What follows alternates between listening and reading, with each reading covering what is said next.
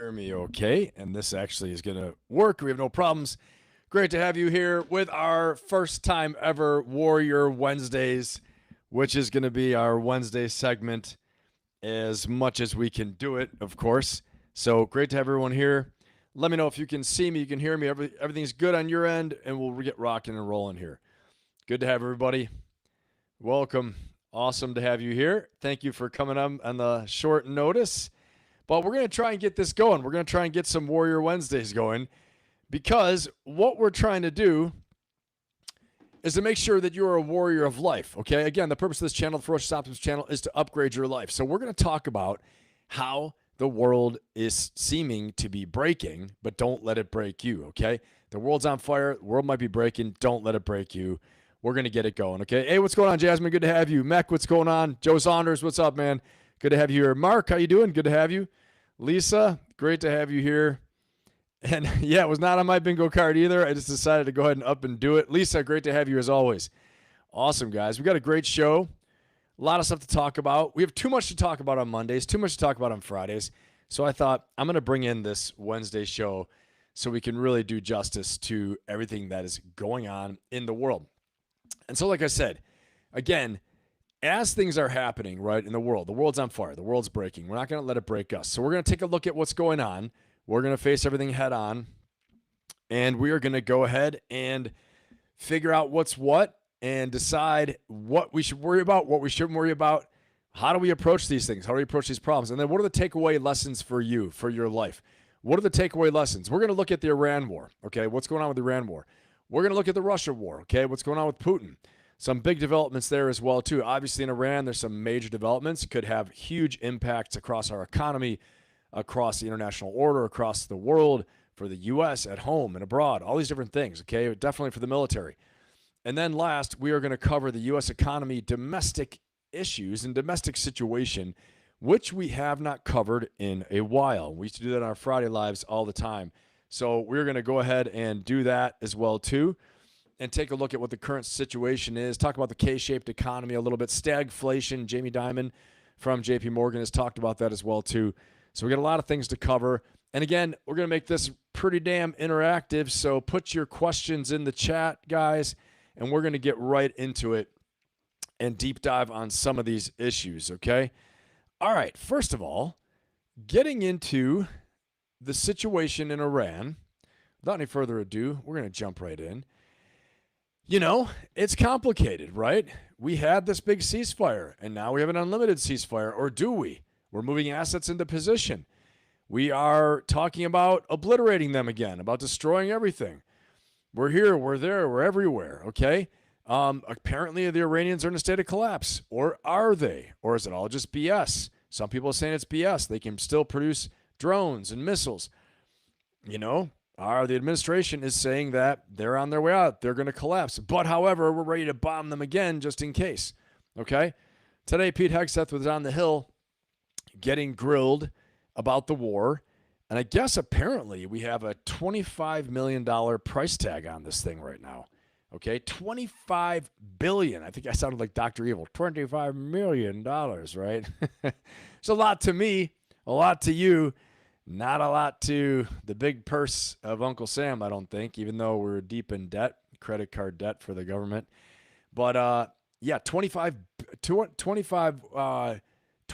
billion price tag at a minimum. At a minimum. I could be wrong. That could be Dr. Evil again. Some reports are saying that it's been costing $2 billion a day. Okay, so what is it? We're going to see. We're going to hear from testimony and questioning of Secretary Hegseth out on the Hill by someone I actually went to combat with, Congressman Seth Moulton.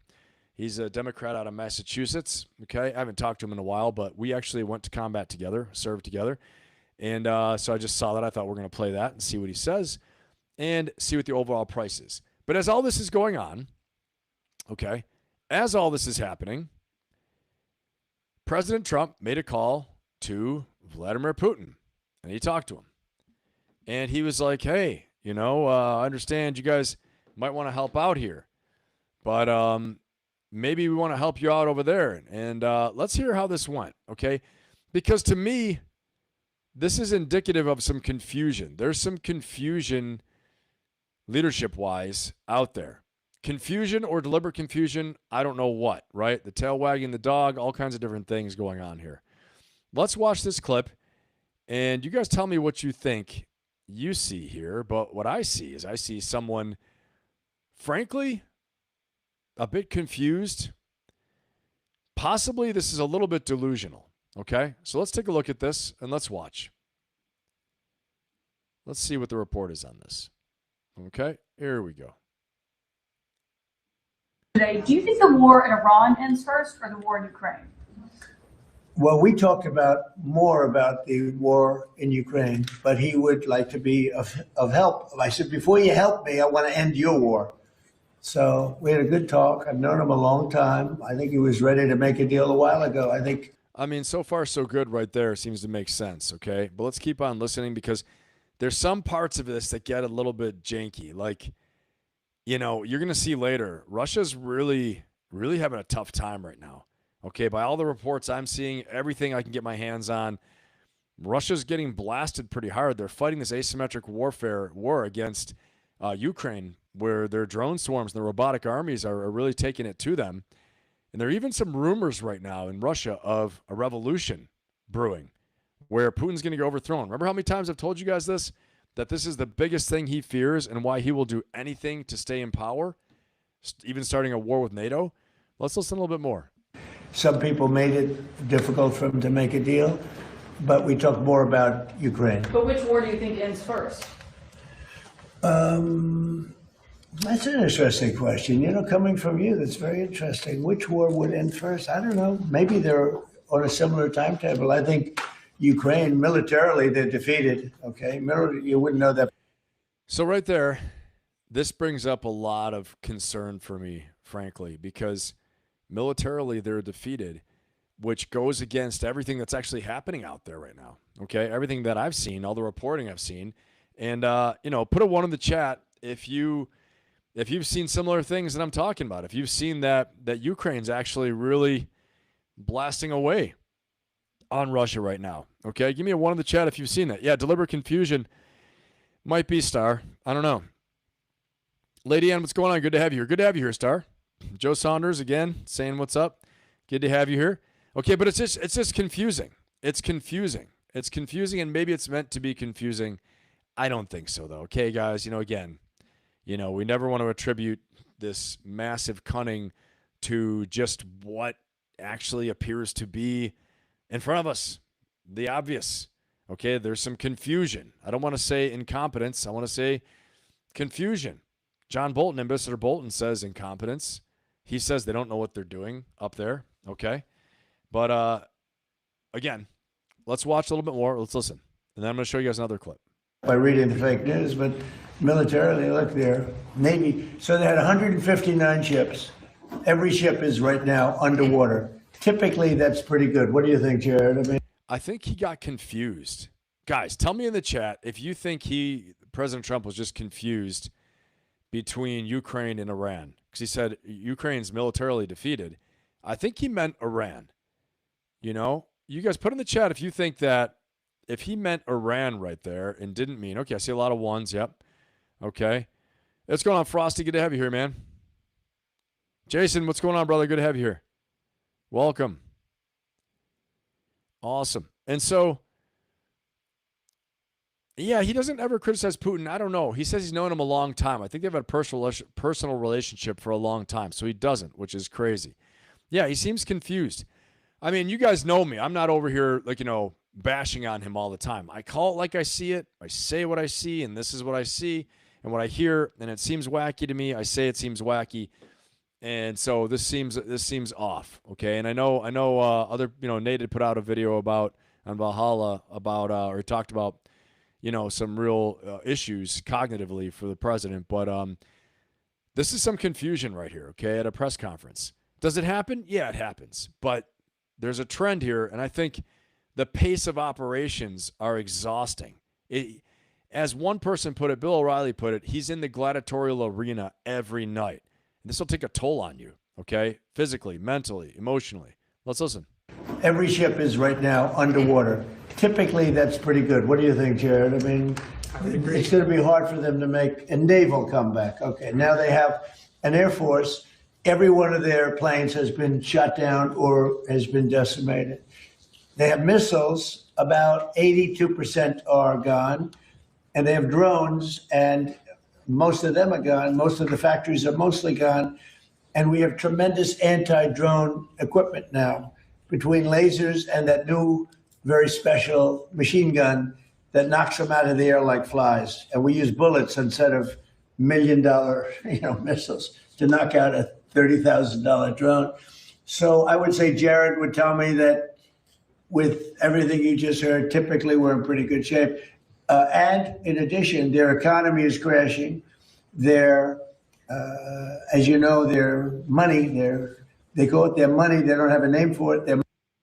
Okay. Clearly he's talking about Iran the whole way here. But, the concern is that, as I said before, when Pete Hegseth was up in front of everybody saying that, this strategy works against the Iranians, right? The blockade sets this timetable against the Iranians. I don't necessarily see that as true, okay? I see it does. It definitely does in one respect, okay, in one way. But it works big time against the United States and big time against the global economy, which puts more pressure on the U.S., which will impact us at home in the economy, which will impact the Republicans in the midterm elections, okay? So I'm going to later show you a clip from Jamie Dimon that's talking about stagflation is coming, okay? Jamie Dimon, the CEO of JP Morgan. We're also going to talk about what the K-shaped economy is like, why we have a K-shaped economy right now, meaning the rich are getting richer, the poor are getting poorer, how that's come about, okay, and how this does not do us any favors. This war doesn't do us any favors, especially if we look at an extended closure of the Strait of Hormuz, because it impacts the economies of other countries all over the place, okay, and which is going to cause a broad impact on the U.S. as well, too. All right, let me see what we got going here in the chat. But there's a lot to consider, for sure. No doubt about it. A lot there. All right, let's see here. Yeah, please. Thank you, Jasmine. Like, share, subscribe, everybody. I appreciate it. Helps us out, helps out the channel. Cedric, what's going on? Good to have you here. Yeah, it's very confusing, right? Seeing this. And he was confused on it as well, too. Okay, so we're going to watch a little bit more of that. But this kind of sets the stage for what we're seeing, all right? And we're doing our deep dive. This is Warrior Wednesdays, okay? We are going to hit the biggest stories head on that are impacting our world, impacting our lives, including the war in Iran, the war in Russia, Ukraine, okay, which definitely could have huge global shocks as well, too, possibly World War III, as I've talked about before. And then also, obviously, the impact for all of this on the U.S. economy at home. And as always, I'm going to take your questions. Any questions you guys have, put them in the chat. We got the world's best chat right here, smartest chat. You guys are all part of it. I appreciate you. Round of applause real quick for the best chat in YouTube. All right. Start this thing off right. Let's rock and roll. Here we go. So we got this going on with President Trump, okay? He's saying he's, confusing some things, calling Ukraine, Iran, Ukraine, whatever. Joe Saunders, I appreciate you, man. Thank you so much. Appreciate that. Okay, and let's see what Joe's got to say here. Okay. Why he referenced Jared and not Pete? I know. Jared's part of the envoy with Steve Witkoff. He's one of the envoys to take care of this whole thing in the Middle East. And Jared is not Secretary of Defense. I agree, Secretary of War. I mean, Joe, again, this is, to me, I'm a executive coach, right? Leadership coach, all these things like that. I work with companies, work with teams, founders, and owners, and all the way from startups to Fortune 100 companies, okay? And we talk about leadership. I talk about breakthrough performances for people, how to, make a breakthrough in their goals for themselves, individuals, and as teams. And as a leader, to make a breakthrough with your organization, your team, you have to lead properly. Crossing of the streams like that is either A, offensive to Pete Hegseth, right? Or B, the big boss is confused and tired and just out to lunch. One of the things John Bolton said is he's seeing him more than ever now. He's falling asleep. He's falling asleep all the time in front of, state dignitaries of other countries, foreign leaders. He keeps a very intense travel schedule. Very true. He said, but in the first term, he was not doing this. And the guy's 80 years old, I know. But the thing that always gets me is as much blasting as we did to Joe Biden, and Joe Biden was really, really bad. President Trump's not even on the same planet as Joe Biden was at the end there. But, they got to protect him. They got to protect him cognitively, make sure he's resting. But, if he's acting like a tyrant and, a toxic leader and won't listen to people, it's very, very hard. But, yeah, great point, Joe. Great point. 100%. And thank you for the support. I appreciate it. Joe Saunders, big round of applause here for Joe Saunders. Let's go.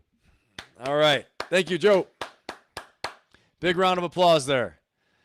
I think I got some music here, too. I got some music in here. I'll play later, all right, in my little repertoire. I'm trying to expand it. All right, here we go. Now, we got a lot happening, okay? Let's see here. You said a laughing disco? Awesome. I don't know how to play it, but maybe I can. I appreciate it. Thank you. Jason's going to get a little round of applause himself there. Love it, Jason. All right. Here we are, guys. Here we are. Laughing disco. It's the first time I've ever seen that. That's awesome, Jason. Thank you. Okay, so let's get into this here. Making it rain, and we're making a big applause going on here. So let's look at the rest of this clip. And guys, we got to see, again, the purpose of tonight is Warrior Wednesdays. So Warrior Wednesday, we're hitting all the problems out there head on. We're going to hit all the problems, the questions, the threats, the things that could bring us down, break us apart. But we're not going to fearmonger. I'm not here to fearmonger and, scare you guys and scaremongering, fearmongering, rage baiting, making everybody, all upset and worried. We're going to take a look at what's going on, like I always do with my clients and with my people I coach, my companies, my teams I lead, all those things. We're going to hit the problems head on. We're going to look at the context. What are the threats? What are the opportunities? Hit them head on, and we're going to find a strategy on how to deal with it. And we're going to do a little bit of stress release here, a little bit of off-gassing, and not get so worried about things, because when you look at them squarely and you name the problem, you name the stress that you're under, you name your fear, you name what's causing you problems, you analyze it, you deep dive on it, you don't worry about it so much anymore because you know how to deal with it, okay? That's what we're going to do tonight on a larger strategic level. And we'll talk about any personal level things. You guys put them in the chat too, and we can talk there. I have no problem with that. Q&A. If you want to, we got really cool people, very supportive here, and it's a good time for that. I'd be more than happy to discuss whatever you want to discuss. Throw it in the chat, and we'll talk about it. Also, by the way, guys, this Saturday I'm doing another, okay? It was supposed to be next week, but I'm going to go fly home and see my mom, who's 86. I'm going to go home and see my mom for Mother's Day. So go ahead and sign up for my May 2nd free seminar. It's the Ferocious Optimist Framework. I'm going to be talking about identity, energy, and environment, these three powerful pillars that will change your life, change your business, change your leadership, okay? Help you to make a breakthrough this year for yourself and your team if you're leading a team. And I'll do the Q&A afterwards. We'll go for 30 minutes to an hour live or a private Zoom call. It's awesome. Doesn't matter if you signed up before, sign up again, okay? Especially people in the chat. You guys are super welcome to be there. No strings attached. Of course, I'm going to tell you about my Ferocious Optimist coaching membership and my community, and I'm going to tell you about my inner circle as well too. But its link is in the chat right now. Sign up. Oh, we got another something came through here. Let me find that. All right. Scott, man, thank you so much, brother. I appreciate you. Thank you for getting back to me about father being the first CWO at 5 of the Marines. Hey, Scott, of course, man. I'm just happy I saw it, and I appreciate it. Very cool story. And your dad, that's an amazing, amazing thing. The first Chief Warrant Officer 5, everybody, Scott's father. That's a huge deal. CWO 5s can do no wrong. They can walk in, kick the door on a general, tell them what's going on. They were my CWO 04, I believe I had, or 03, my gunner at an infantry battalion, 1-7, Gunner Lowry. He was a Vietnam veteran. Boy, he would gather up all the lieutenants, all the captains, and you listen when he was telling you something. But Vietnam vet, the CWO 5, CWO is the Chief Warrant Officers, but CWO 5, that's the highest of the high. This is, huge place of honor, and that's the real deal right there. So big round of applause for Scott as well, too. Thank you so much, Scott. I appreciate you. Thank you. Big round of applause. Thank you, Scott. Appreciate your support. Thank you. All right, guys. Let's take a look. Let's watch this right here. And I'm going to give a quick thank you in here. But let's watch the rest of this clip. And I got to make sure I am Joe Saunders. Put a little thank you in there. All right. And Joe, thank you so much again, too, as well.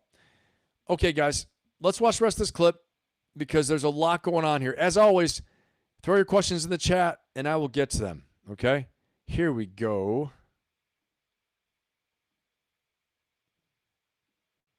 Money is valueless. They've got inflation that nobody's ever seen before. Other than that, I think they're doing quite well. If you read the New York Times, you'd say they're doing wonderfully because it's fake news. Or if you watch CNN, I mean, you cover it all the time. You think they're doing well. Do you think they're doing well where they have no Navy, no Air Force, no anti-aircraft apparatus, other than what they may have put there? They may have brought in some light stuff during the ceasefire, and we know exactly where it is, so it'll be knocked out within the first 15 minutes. Support journalism. All right. Interesting. So the light stuff he's talking about is not so light that we talked about on Monday. Those are the SA-400s, okay, from Russia, which they can be brought from the Caspian Sea, like we talked about on Monday, where they flow down from the Caspian Sea from Russia, across the Caspian Sea, and straight almost to Tehran, just across the mountain range there. And Jasmine, thank you so much. Big round of applause for Jasmine. I appreciate you. Awesome. Thank you, Jasmine. I love it. All right. And so that's the route that they have, okay, though, from Russia to go straight to Iran. And let me pull up a little map here in case you guys missed it. Let's see here. In case you guys missed this. But I'll show again. We're going to show how close this kind of route that Russia has available. Not kind of, an actual route Russia has available. Okay, check this out. Okay, everybody? We see this. Okay, here it is. And Tehran is that number 228, this big circle right here. This is the Caspian Sea. Okay, there's a mountain range there for sure, but they have mountain passes. They have passes to get through it. Caspian Sea is straight to Russian territory right here. They can ship whatever they want to. This right here, the Donetsk region right here, Donetsk, this is the front in the Ukraine war. Here's Ukraine. Okay, that's the front. And here's Moscow right up here. Okay, they are completely connected. And it's not that difficult for them to get more than what we're alluding to, what President Trump is saying. I know we have good intelligence. I know all that. We know right where it is, he said. But do we really? There are always intelligence gaps. That's what I'm here to tell you guys. There are always intelligence gaps, and it's never as easy as they make it seem. Like, oh, we know right where it is. We'll go get it. I mean, I'm just saying, we couldn't find Osama bin Laden for freaking 10 years, right? He's right there in the mountains. Sure, but then he moved. Right? Then you have to do it all again. And he actually found him in Pakistan. So, which was wild. I don't think they weren't expecting that until they really made a concerted effort towards the end. There were projections of that and there were discussions of it, but actually that's where they found him, out in Pakistan. Okay? So again, using that as an example, and we've become better with our intelligence as well too. I say the US has become better with its intelligence capabilities, but that just means people get sneakier. Countermeasures are better as well too. And know how and how to spoof the intelligence assets is better too. They both go in tandem, okay? So, all right, let's keep on rolling here. Hey, all right, let's see here.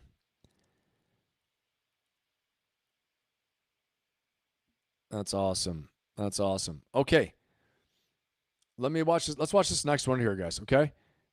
And we're going to get now into the Iran war. We watched that story with President Trump, but here we go. Let's watch what's going on actually with the Iran war right now. So President Trump issuing a new warning to Tehran overnight as he reportedly tells aides to prepare for an extended blockade of Iran. Lucas Tomlinson is live in Dubai with the latest. Hey, Lucas.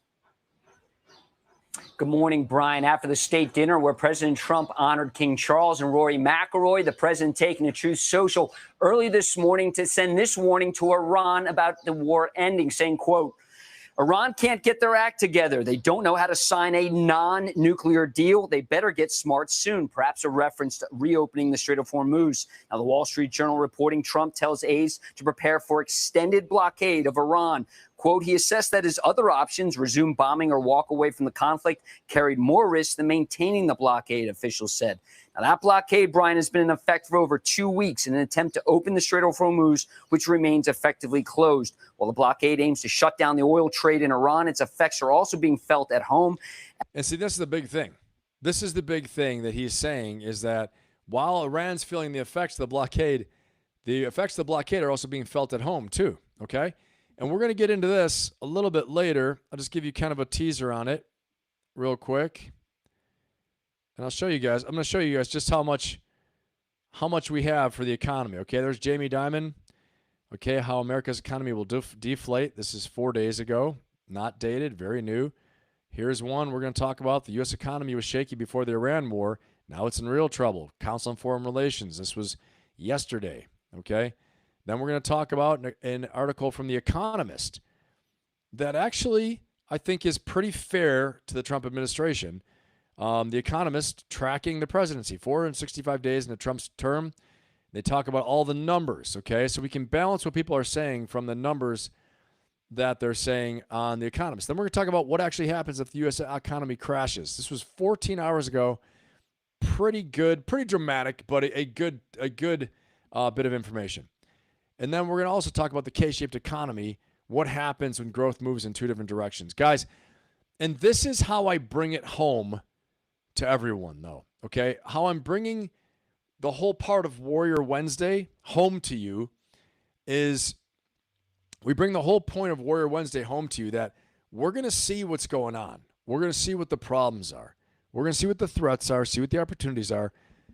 We're going to take a look at what they're saying we should be afraid of, or if they're not saying, what people are panicking about. We're going to analyze it, okay, face it head on, and discuss what you should be doing now to navigate this.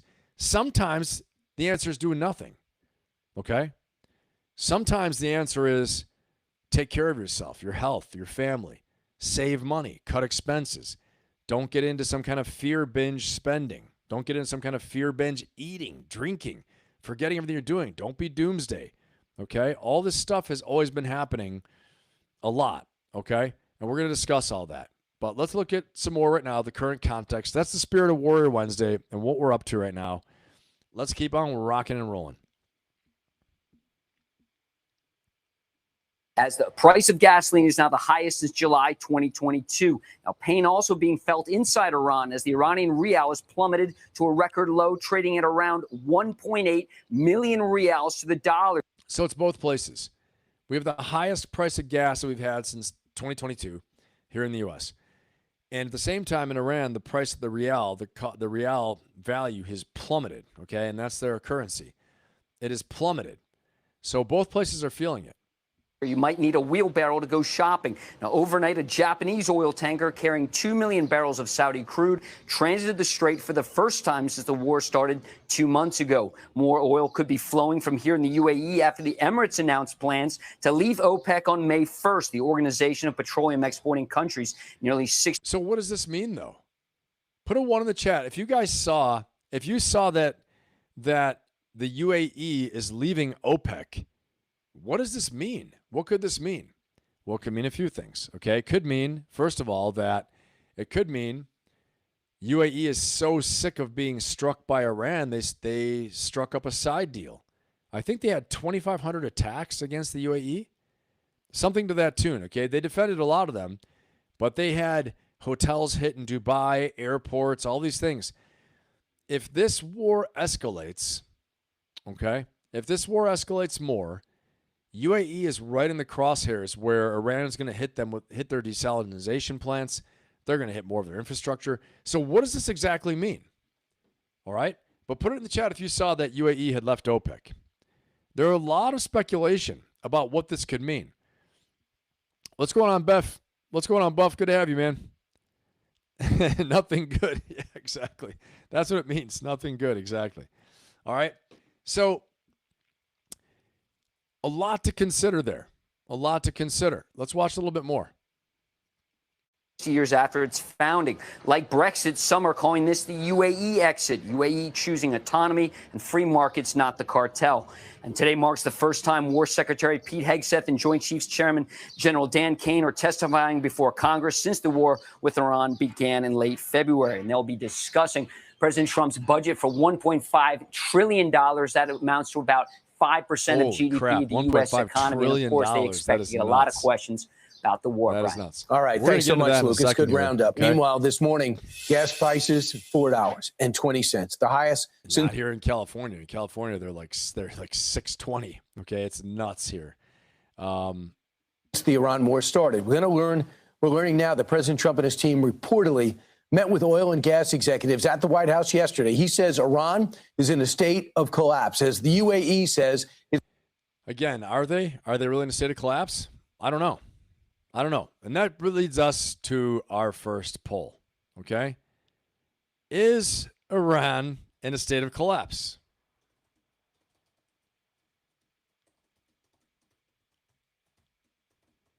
Or will they keep fighting? This is the poll, guys. Is Iran in a state of collapse, or will they keep fighting? Let's see what we got. We got a lot of smart people here. Let's see what they have. Let's see what you guys say. All right, so speaking of him testifying on the Hill, here's Pete Hegseth. Let's listen to this. He's out on the Hill. We're going to check this in a minute. And he's testifying about this $1 trillion budget. Never fun to defend this much, this big of a budget. I can only imagine. Let's see. 370. Wow, 370 in Minnesota. Okay. What's going on, Matt? Good to have you. Awesome. Awesome. All right, guys. Yeah, this is the watershed movement for the escalation of this newer war of the world. Yeah, Scott, I mean, unfortunately, you might be right, man. What's going on, Cedric? You think they'll keep fighting? Okay. Yeah, 685 where you at, Matt? Wow, that's expensive. Holy cow. Crazy stuff. There is so much. Hey, Buff, thank you, man. Appreciate you. Buff sent the GOAT trophy. I appreciate you, brother. Big round of applause for Buff.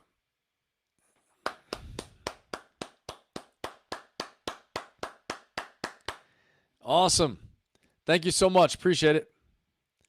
You guys are the best. Best chat in YouTube. I've said it again, and I'll keep saying it because it is the truth. And not just me saying it, it's everybody that shows up here. If you're new here, welcome. Welcome to the best chat in YouTube. Again, this was said many times by people visiting. Most intelligent, smartest chat, coolest chat, most supportive, all this stuff like that. So you guys are awesome. And that's all of you. Welcome if you're here. Please like, subscribe, and share. Helps out the channel a lot, okay? And that way you can get my crazy alerts because I just announced this probably 30 minutes before I went live, and we're trying to get on a better rhythm where we're Monday, Wednesday, and Friday. For right now, it looks like it will work. And appreciate it, Buff. And so go ahead and vote in the poll. Let's see here. Is Iran in a state of collapse, or will they keep fighting? No, they're not in a state of collapse. Collapse. I can't even say this. Collapse. They keep fighting. I tend to agree with you. Okay? Again, guys, in the Roy Cohn School of Business, this is President Trump's mentor, business mentor. His rules were, number 1, attack, attack, attack. Number 2, deny, deny, deny. Okay? Number 3, always claim victory. Okay? Always claim victory. These 3 rules. I'm sure you had more, but those 3 stick out. Attack, attack, attack. Kind of matches the chaotic environment. Deny, deny, deny. And then always claim victory. Okay? You've also heard this, right? Admit nothing, deny everything, make counter accusations. That's also part of his school as well, too. Okay? All right, guys, let's check this next one out. Warrior Wednesday, welcome. Good to have you. And here we go. Secretary Hegseth, he's Pete Hegseth, testifying on the Hill, getting grilled. 25 billion? Might be 250 billion. War in Iran into the combative hearing on Capitol Hill today. Secretary Pete Hegseth fielding questions, and the Pentagon now revealing that the war has now cost the U.S. $25 billion and counting, with gas prices here in the U.S. hitting a new high tonight since this war began. Here's Martha Raddatz. Tonight, with an eye-popping $25 billion price tag for the Iran war, the Strait of Hormuz blocked and no end in sight, Secretary Pete Hegseth not backing down on Capitol Hill, instead pointing the finger at Congress.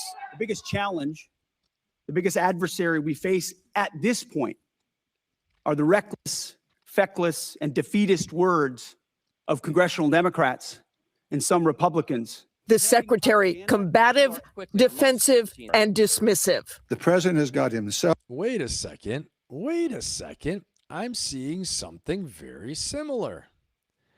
Very, very similar, guys. Tell me if you know. I'm going to play my Jeopardy music in a second here, okay? I'm going to play my Jeopardy music in a second. In a second, I'm going to play my Jeopardy music because if you know, what does this remind you of? Who does it remind you of? Tell me if you know. Who does it remind you of? Put it in the chat. If you know, put it in the chat. Who does he remind you of? Defensive, aggressive, counter accusations. Who does it remind you of? Let me see if you guys got the answer. Let's see here. Slow rolling. Yep, 25 billion seems low. I agree, Buff. Pete is doubling down. Scotty, no. Tell me, who does it remind you of? Someone who was with the administration, but is no longer.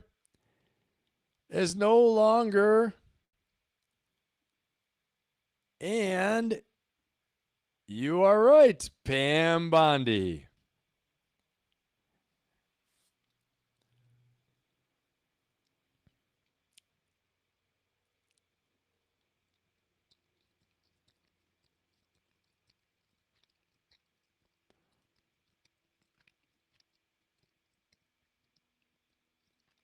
Let's see.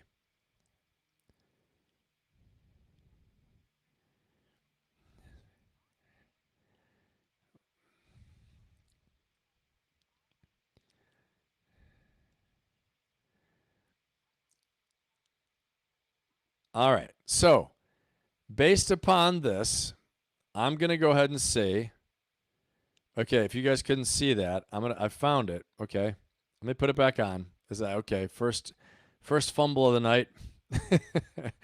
Here we go. Ready? I found it. I'm going to put it on. I got excited about this. Here we go, guys. Who does it remind you of? Pam Bondi. That's who it's supposed to remind you of. Here we go. This is what I want to show you. Watch this. How many have you indicted? Excuse me. I'm going to answer the question. Answer my question. No, I'm going to answer the question the way I want to answer the question. No, Your you're going to answer the theatrics are question the way I ridiculous. asked it. Chairman How many have you Jordan, I'm not indicted? going to get in the gutter with these people, How many but have I'm you- going to answer the question. How many of you? Okay. So, here's what I think. I think Hegseth's going to be getting fired, I've said it before, probably within the next 3 months. Based upon similar type behavior, based upon, what we're seeing, him testifying on the Hill, him getting nutty now as well, the pressure he must be under. The only indications I can think of are that he has such pressure, as she had such pressure, to back up the president, to remain loyal despite things that maybe aren't working, right? And to keep up a narrative that maybe A, they don't believe, B, isn't really supportable by facts, C, I don't know if there's a C, but they start reacting and behaving in a certain way. It's like they say, stress will start to show on you. Stress is starting to show on them. Okay, stress is starting to really show on him. Let's watch his performance there, and let's see if he's reaching. Is he reaching a Pam Bondi level of kookiness? I don't know. Maybe not yet, because she went nuts. I didn't even show all the best clips. You guys know that. So give me a 1 in the chat, though, if you guys think Yeah, 3 days to 3 weeks. Buff, I think you might be right. I'm using 3 months because it's like I'm almost like the Price is Right, where I'm bracketing myself. Okay, but yeah, I know, Joe, same thing. Yeah, Dow is down. Whoa. Okay, let's see here. Here we go. Let's listen. And America stuck in the quagmire of another war in the Middle East. Congressman, you should know better. Shame on you. Whoa, there it is. He's done. He's out. I think he's gonna be getting fired soon. I'm gonna push this up. Yeah, I'm gonna stay 2 months, not 3, 2 months. I think it's either this month in May or by the end of June. He's gone. That's what I say. President's gonna let him try to help him get out of this situation, and if he can't, but this shows how much stress he's under. The sign usually to me is when they are showing such blind loyalty, and they're showing so much blind loyalty that they start to become unhinged under intense questioning, intense scrutiny. They don't feel the freedom to answer things in a very candid manner, with candor, with truth, a fiduciary responsibility, loyalty to the Constitution over one person. Okay, so yeah, I tend to think that he's going to be on his way out. What do you guys think? Put a 1 in the chat if you agree with me. If you agree that he's going to be on his way out, I know I asked this before. Do it again because I have a short-term memory. Let's see. You want to start a colostrum pam bondage? Ay. Let's see here. Who's? I don't know. Buff. I don't know. Good question, Joe. Oh, the irony, Senator. Shame on you. I know. I thought the same thing. See, that's why you guys are the smartest chat on YouTube. Joe's got all the words there for it. Oh, the irony. That is irony. You're right. Yes, blind loyalty, 100% star. Yeah, I agree. I think he's gone. Again, this is the indicator. So when we see people under extreme stress and duress, they behave crazy. They're lashing out. They're fighting. This is their last gambit. This is their last chance at survival in the Trump administration by showing intense, crazy loyalty, and then Trump says off with their head and kills them. Okay? Because this is it. To me, this is the indication. These are the indications and warning that he's pretty much a done deal. Calling this a quagmire 2 months in. Claiming a tactical victory. It's been an astounding military success. No, but are we winning the war? Absolutely. But pressed about the justification for war? Their nuclear facilities have been obliterated underground. Yeah, he really messed this up. Okay, so he went ahead and he was talking about how the nuclear facilities were obliterated, but then justified the war, as President Trump has done a bunch of times, justifying the war under the reason for destroying their nuclear weapons program. And then later he circled back saying, well, they haven't gotten rid of their ambition to build the nuclear weapons. Okay, so which one is it? But we'll watch a little bit more here. They're buried and we're watching them 24/7. We had to start this war, you just said, 60 days ago, because the nuclear weapon was an imminent threat. Now you're saying that it was completely obliterated? They had not given up their nuclear ambitions. The grilling on Capitol Hill. Yeah, so it's not, I mean, so he's getting tongue-tied. He's messing up his talking points. He could have just stuck with, yeah, we did it for this reason. We did it for the reason of destroying their nuclear program because we still think it was there. Now he's, saying different things, saying we had to get rid of the conventional munition protective wall. Like he said, and he calls it the North Korea strategy. He said it's the North Korea strategy, Okay. And we're going to watch a little bit more of this here in a second with another inquiry, another line of questioning here. Okay, let me see here in the chat. He sounds like, yes, the war we won 7 times. Right, exactly. Nobody lasts very long in this administration. No, they don't, Mark, for sure. So much winning, Lady Ann. Yeah, DEI administration. Yes, Peg Seth got a body. Seems they got fired when they are not held accountable, or perhaps they get a pardon. This is crazy. I don't know. I'm just saying. This is what I see. I see them start to fall apart at the seams, getting crazy, lashing out, again, Pam Bondi style, okay, which I'll put this back up again. Here we go. And the time belongs Reclaiming my time. the time I belongs. think it's very interesting. Reclaiming my time. I think it's very Reclaiming my time. interesting And you can that reclaim he your talks time. about they Reclaiming my time, indicted. Mr. The Chairman. president said they Close the indicted clock. him Mr. twice. Chairman, please They stop the sure clock did. and stop the he clock and indicted. restore his time. Okay, here we go. Okay, so this is, this is a clown show, right? Guys, this is a total clown show. And she's gone, right? I'm just going to say part of it is that when Trump thinks that they're making him look bad and they can't hold their water and they lose coolness, they lose control or whatever, even though he's very combative, he gets rid of them, okay? If he senses any weakness, I don't know what it is. Honestly, it's kind of erratic. I don't really know what it is. Is it sensing weakness? Is it, I don't know, okay? And I want to say this, as a leader, people should know what your leadership rubric is. Like, how do you lead? What's important to you? If people don't know what's important to you and what the standards are that you want from them, right? Clear task, purpose, standard of performance, accountability, values. And some people, I've heard this said before, well, at this level, we don't talk about those things. At this level, we don't coach these things because you should already know. That's just a lack of accountability. It's a lack of leaders doing their job, okay? So, yeah, Cedric, 100%. Everybody's had someone like that where you don't know. You just don't know. You're like just hoping you get it right, and you're doing everything you can. A lot of stress, right? All right, let's watch this. Gentleman yields back. Chair now recognizes a gentleman from Massachusetts, Mr. Moulton.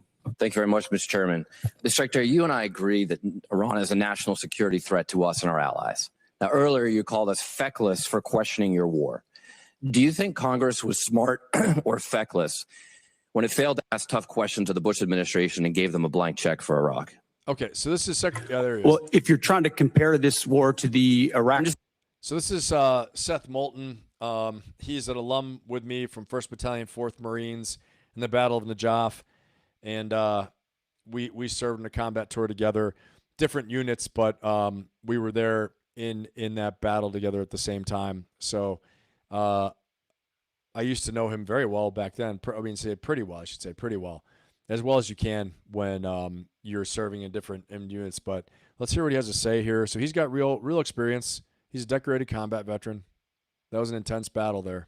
Asking if you think it was hard or the first one to call a stupid war, then it's a false comparison. Okay, well, probably a good idea to ask tough questions. So let me just ask you a few questions. Did you advise? So this is the thing, like when Seth Moulton's asking these questions, he's going back to his base, which he was a 2nd lieutenant and then a 1st lieutenant in combat. And he went 2 tours of combat in Iraq. And so, he's definitely not perfect. I'm just saying he's got some credibility asking these questions he's asking, unlike the majority of people. Well, probably a good idea to ask tough questions. So let me just ask you a few questions. Did you advise the president that we should attack Iran? We were, first of all, in this position in the cabinet, we never talk about what we would advise the president to do or not. Do you think the president or you deserve more? I've been in every meeting. I understand with that, the chairman Mr. and everybody else as those Secretary, I'm asking the were questions. made, and he got. Again, I think old Pete Hegseth's on his way out, everybody. And if this reinforces the fact that he's out, give me a fire symbol in the chat. See if you can find the fire symbol. I know it's not easy. Find the fire symbol. If you think this reinforces the fact, this little exchange here, this stressful exchange, give me a fire symbol in the chat, because I think I didn't even watch these guys. I react to these with you, okay, to give it like real time, so you guys can actually see me real time react to these. But I think this is really further evidence that he is on his way out. Yeah, Cedric, I'm with you. Lady Ann, yep. Dragon. Exactly, Buff. Yep, fire symbols. If you think he's on his way out, and this shows even more, he's going to get flamed. He's getting burned out. Yep. Unsecure signal, Cedric, Joe Saunders, 4 of them. Lady Ann, yes, that's like a dragon. And Frosty, TM. Yep, I agree, guys. I agree. Hey, Unsecure, yeah. Good to see you here. Jason, so many unqualified in vital positions. Yeah, Phoenix, it's interesting. So, okay, let's listen a little bit more. Every perspective possible when it came. I'm just asking. But I will say, if you see just even body language, eye contact, Pete Hegseth knows Seth Moulton is actually a combat veteran, like seen real high intensity combat. Not like, I'm not gonna put anybody's service down, but I hear a lot of stories. A lot of people will say all these things, but he's actually, because I've seen him and I've been there, where like taking down a city, destroying a city, fighting intense in city, where Marines getting killed, killing the bad guys. Also, he's been there, done that on that. So you see, he has a different posture towards him, and I think Moulton's actually trying to be respectful because he's a Marine. At the end of the day, he still has the Marine ethos in him. What your perspective is? Are you afraid to take ownership of this? Do you think it was a good idea or not? As I've consulted the president, do I think it's a good idea to confront a nuclear bomb to start this in the war? hands of the? Imagine what the world would look like right now if Iran had a nuclear weapon. Okay, so let's just imagine. Which, by the way, if they had one, every which the previous Obama deal was administration, going to allow them, including the first Trump administration, they had one, prevented them from having a nuclear weapon. So, listen, That's a great point. You heard what he just said? He said, and this is a very controlled exchange. He's not getting upset. He has a great line of questioning. By the way, Moulton's a Harvard guy. Went to Harvard. Very smart dude, okay? Very sharp cat. But he's saying to him, and again, you guys know I'm politically independent, right? And just, again, he's a Marine I served in combat with, so also giving him some respect. But he sounds good. If he sounded like a kook, I'd say it. I'd be like, he's lost his marbles here, okay? But he sounds good. And so I think, you see how he's being very measured and controlled? He said, well, if Iran didn't get a nuclear weapon, that means every administration before this one, including the previous Trump administration, stopped them from getting it. And therefore, this is the line of logic, right? And so I'm seeing his line of logic is that, therefore, every action that was taken before this worked. It worked. Yeah, everybody bashes Obama. Oh, they gave him so much money. No nuclear weapon. No big war. Worked. Okay? This is just I'm just a simple Marine, right? I'm a simple strategist, simple Marine. This seems to make sense to me, what he's saying. Okay? And how can we say we obliterated their program back in June, Operation Midnight Hammer, but we didn't? Okay, so one or the other. Either Operation Midnight Hammer was a big failure, didn't work the way we wanted it to, or I don't know what, right? Or it did work, and we're going to war for other reasons. Like we discovered a new site. If they would have said we discovered a new site, okay, makes sense. Then bomb that site, right? Anyway, so the math's not mathing, guys. That's what's going on. The math's not mathing. How can you say it's not adding up? It's not adding up, okay? Logically, it's not adding up. And this is the dog walk. This is how Moulton is walking the dog here on Pete Hegseth. All right, let's watch a little bit more. How is this war going? Do you think we're winning? Militarily on the battlefield, it's been an astounding military success. No, but are we winning the war? Absolutely. Okay, so do you call Iran closing the Strait of Hormuz winning? Well, I would say the blockade that we hold that doesn't allow anything to come in or out of Iranian ports. Okay, he's too well prepared, guys. Just in a form of debate, Moulton has anticipated every single response, and he's just frying him right now. Okay, I'm telling you, after this performance, Buff, you might be right. It might be 3 days he's fired. I don't know. I don't know who's going to be next. I don't volunteer to go. I think he needs to bring back Secretary Mattis, although Mattis will probably be like, okay, bring the invasion force. We're going in. We're going to knock this regime off the table. I don't know who he'd bring in, but it might be a good idea to get one of the generals back in there, maybe. Okay? I've seen some really kooky things. People are like, we could replace generals anytime. Well, there it is. We tried. You tried. You had your chance to have a guy who's, I don't know, National Guard major or something go in there, when usually the past few years it's been held by a general or someone that was like the national security advisor or something before that. Most of the time, from what I've seen, recently, it's been a retired 4-star general. But before that, it wasn't. It was different type of politicians, things like that. I get it. The bottom line is, though, to handle this type of thing when you're actually in war now, Hegseth probably would have been fine if we didn't go start wars. Right? But now we're in a complex environment. You probably need someone that knows how to advise, knows what to do, and not just a political operative. My 2 cents, right?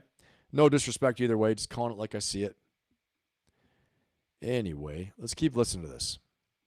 blockaded their portfolio to blockade. So use. they blockaded us, and then we blockaded their blockade. That's like saying, tag, you're it. Or, you know, if President Madison had said, well, the British just burned down Washington, but don't worry, we're going to burn it down as well. That's hilarious. Hold on a second. This is too funny. Hold on a second. Did I just hear what I think I heard him say? This is absolutely hilarious. Yeah. Yeah, you're right, Buff. Mattis would say, no, I'm good to go. And didn't listen last time. Yep. I agree. And Scott, you were the first Marsoc Raider ever. You can say whatever. Thanks, brother. I appreciate you, man. I don't know if I was the first Marsoc Raider ever, but I'm one of them. I was a plank owner at first Raider Battalion, 1st Marine Special Operations Battalion, plank owner at 2nd Raider Battalion.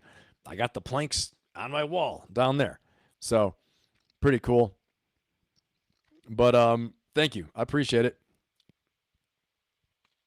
Let's see. This war's total horse crap. Yeah. I know. All right. Here we go. Let's listen some more. Actually, this is really funny. Let's hear what he has to say again. This is he's walking him right down. This is like legal jiu-jitsu. He's like Brazilian jiu-jitsuing him in an argument. And then we blockaded their blockade. That's like saying, tag, you're it. Or, you know, if President Madison had said, well, the British just burned down Washington, but don't worry, we're going to burn it down as well. Chairman Kane, did the military have plans for the idea that Iran might blockade the Strait? Sure. Thanks for the question. I will say, I will give props to Pete Hegseth that he got a smirk and a smile and he laughed at what he said. That was very smart. Not spazzing out, not looking angry, upset, actually noting and responding to the comedy, the joke that Moulton said in an appropriate way, just smiling. That shows that you're calm and cool and controlled, which was a good idea. Just a smirk and smile and laugh like that. That's kind of funny. But nonetheless, I think he's going to get fired very soon. Nonetheless. So let's listen to this. I'll answer it this way. You know, in this job, I have to maintain trust with a variety of constituents. Okay, Dan Kane's just like, please just leave me alone. Don't ask me any questions. Because, again, this guy actually knows what he's talking about. Asking if the military yes, sir. had plans. As always, my point in this is, as I explain the role, my point in this is we always offer a full range of military options that are carefully considered with the associated risks with those options and the considerations therein. So, And we Mr. always Secretary, do that. did you consider this risk? Of course, this department has looked at all aspects of this risk. And So then why because did you this send the department looks, minesweepers, the only minesweepers we had in the Gulf, to Singapore weeks before the This is a great question. I've been wondering the same damn thing. I can't believe I'm getting excited about a congressional testimony. But these are the questions, right? Huge question. The huge question is, and guys, I'm just saying to you, one thing is, we can find all the secret information everywhere, but if you watch congressional testimonies under oath, okay, you read leadership speeches, I hate to say it, one of the things that the CIA does and the intelligence community, they assess open source projections of what people say they're going to do. Okay, like Hitler said what he's going to do in World War II, and he did it. He wrote a book about it. Leadership speeches, talks, strategies, national security strategies, they are saying what they're going to do. In this testimony, the question, which I've been wondering, is where the hell are our minesweepers? They didn't get decommissioned. They sent them away to Singapore, which indicates there is a lack of overall strategy and competence. I'm just saying it. I said it. That's it. Joe Saunders, thank you, brother. I appreciate you so much, man. Thank you very much. We're going to get us, let me get in here, and I'm going to read this. Ben, explain to Buff what planks are. Okay. Joe, thank you very much, man. I appreciate you. Thank you. Very cool of you just to get me to explain that to Buff. Okay, Buff. So what is a plank?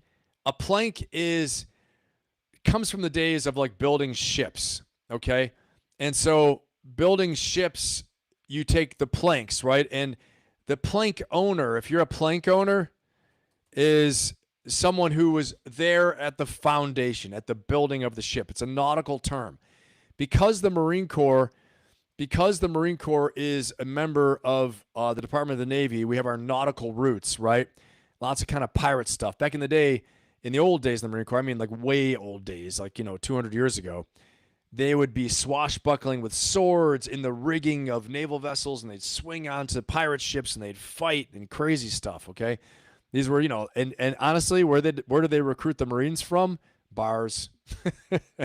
The people getting in bar fights. They would offer them a chance to go to jail or go in the Marine Corps. You could drink all you want and sword fight and kill people, and people would join and be like, "Yeah, that's awesome. I can't believe how lucky I am." So, but if you were a part of building a unit in the Marine Corps, it's called being a plank owner. You're the owner of a plank, okay? I'll fish it out. Hold on. Let me see if I can see it over here. I just moved recently, and so you guys see none of my stuff's on my wall, but the plank for 2nd Raider Battalion was on my wall before. But it's an actual plank, okay?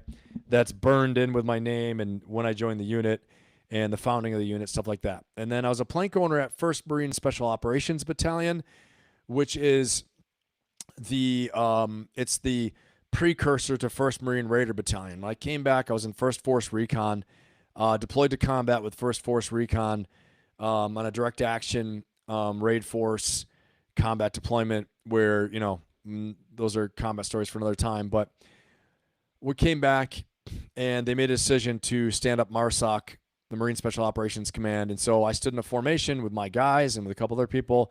General Mattis was there. He was the presiding officer. General Smith, who was my commanding officer at the time, Colonel Smith then. And then actually a few congressmen, dignitaries. We were down at the boathouse at the boathouse in the dive locker area at 1st Force Recon on the ocean. And we had a big parade, also like that. And I pulled up and I pulled a little string, the lanyard that had the guide on. And the guide on it snapped open. It said Alpha Company, 1st Marine Special Operations Battalion. Okay. A few short years later, we redesignated as 1st Marine Raider Battalion. At the time, I was the commander of 2nd Marine Raider Battalion. So that's why I'm a plank owner at 2nd Raider Battalion. Okay, so interesting history for you, but that's what a plank means. Joe, thank you so much. Round of applause for Joe.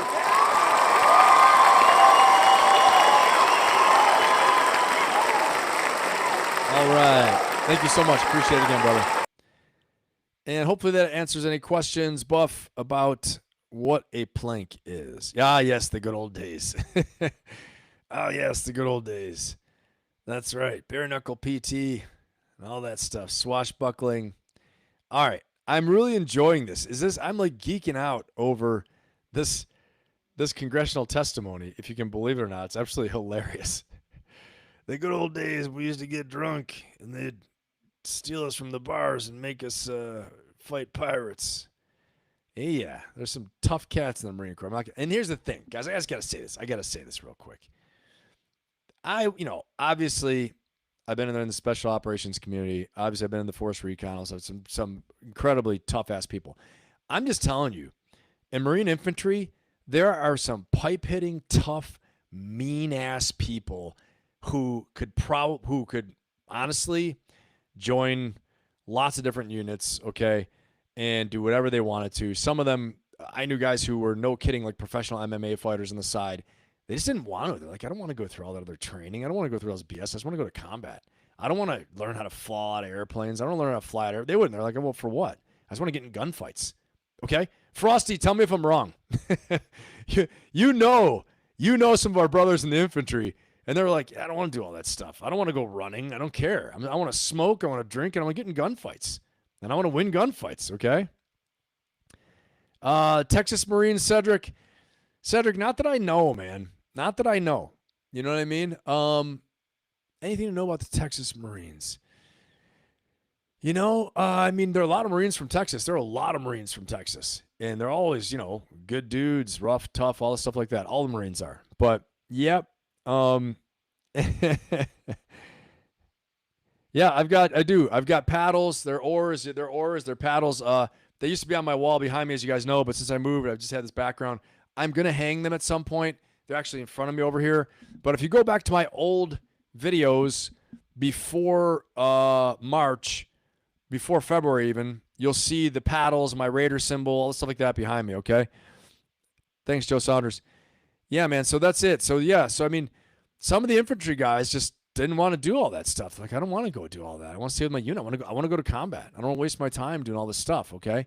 So that's why I'm always careful. Like, we act how cool everyone. Wow, special ops. Wow. Some of these guys don't care.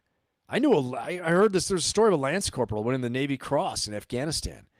He was like 21, hard smoking, hard drinking, big guy, machine gunner or a saw gunner, ran out of ammo, got in a fight with the Taliban. The Taliban tried to bayonet him and knife him. The kid with his bare hands bashed this guy's head in. Okay, killed him. And then he ran around a corner and killed another guy. He's a big corn-fed farm type dude. Okay, won a Navy Cross for barehanded, just running around. So, secret squirrel stuff, all very cool. Ninja stuff, all very cool. But as an original member of the infantry, the infantry, Marine Corps, Army, it's the backbone of the fighting force. That's what holds the ground. That's where the crazy fighting happens. Yes, it happens in Special Forces. Yes, in the SEALs. Yes, MARSOC. Yes, Force Recon. I can say that because I was in Force Recon. I was in MARSOC, okay? But I'm saying Marine Infantry, you're going to get real savage, wacky fights, just because they're rolling around in cities and stuff happens, or in the jungle and stuff happens. So, okay, my 2 cents, my piece. Because we glorify so much the special ops, and we should. They're amazing, right? I was in it. I know. They're great. Amazing.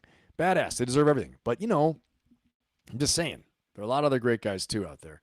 A lot of other tough people that do crazy, tough stuff. You're going to tell Dakota Meyer, infantryman from the Marine Corps, Medal of Honor winner, Navy Cross, Silver Star. He's killed more people than cancer, okay? And crazy stuff. So, savage fighting. Look up Dakota Meyer and how he won his Medal of Honor. Savage. What are you going to tell him? Okay, well, I'm secret squirrel with secret missions, right? This guy has been there, done that, and everything. And I say that humbly, right? Because, you get too big for your britches, and there's always someone else badder out there. Always. Anyway, let's go. Here we go. Back to this grilling, which I really enjoy. Sent minesweepers, the only minesweepers we had in the Gulf, to Singapore weeks before the war started. We have lots of capabilities that you may or may not be aware of at the classified level. Okay, and to deal with. By the way, whoa! Pulled the classified card on him. Whoa! Right now we would laugh at this. He pulled out the classified. We may have many things you may or may not be aware of at the classified level. Maybe you should enlighten us, ding dong. Maybe you should enlighten us.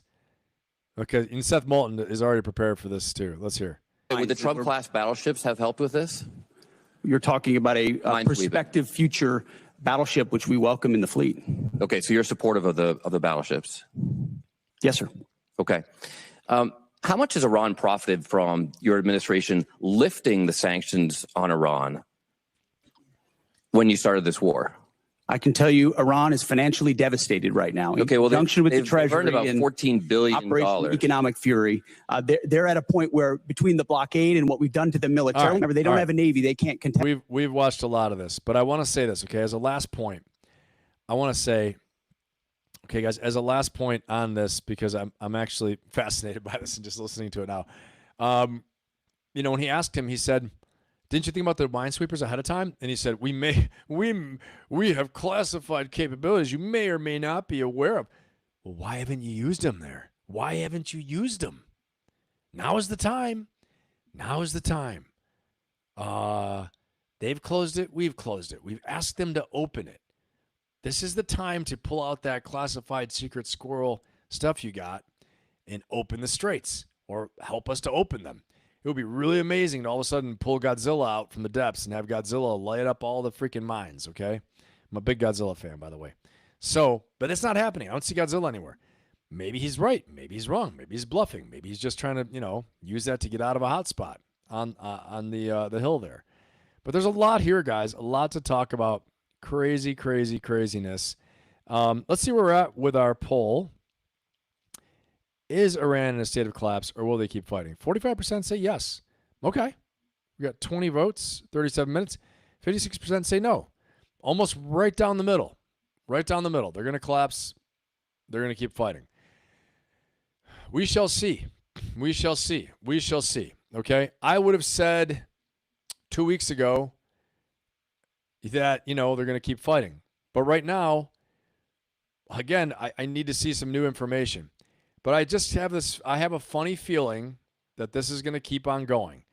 And why do I have a funny feeling that's going to keep going? Well, because we're still sending assets out there and we're still building up our readiness to conduct strikes. If they're just going to collapse, we just keep doing what we're doing. We don't even need to talk to them. They're just going to collapse and it's going to be over. Okay? So let's listen to Victor Davis Hanson really fast. Put any questions you guys have in the chat, put them in the chat, okay, and I'll get to it in a second here. But we're going to listen a little bit to Victor Davis Hanson, see what he has to say about what's happening in the war. Let me get in the chat real quick again. I'm Machine. What's going on, man? None of the ninja stuff. I'm going in. Frosty, don't sell yourself short. Oh, yeah, for sure, man. Yeah, for sure. Yeah, but Army infantry, still though, Army infantry, man, I remember in Iraq, a lot of hard fighting, a lot of craziness. I remember going into Joff with 2-7 Cav was there, and they did a lot of fighting, a lot of great work. Those Bradleys are for real. So we don't need Trump battleships. I think really, man, Moulton just walked the dog on him right there. He walked the dog. Gogeta. Godzilla is the best. I agree. I really am a big fan. I enjoy it. All right, let's watch this next one. Let's get in here. Guys, as always, put your questions in the chat. I will get to them.